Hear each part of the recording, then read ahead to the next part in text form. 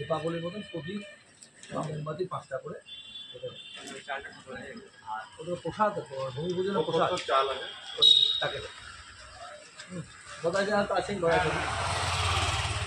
ট্রাস্টার হয়ে এখানকার যারা বিজেপির সংঘের নেতৃত্ব তারা সকলে বেরিয়েছিল বাড়ি বাড়ি নেমন্ত্রণ হচ্ছে 22 তারিখ যে রাম মন্দির উদ্বোধন হবে, রামলালা বিগ্রহ যে প্রতিষ্ঠা হবে সেই উপলক্ষে প্রত্যেকে 12টার সময় বাড়িতে শঙ্করধ্বনি এবং সন্ধ্যাবেলায় রামজ্যোতি বা নতুন দীপাবলি যেটা হবে সেটার জন্য প্রদীপ জ্বালানোর আহ্বান জানাচ্ছি।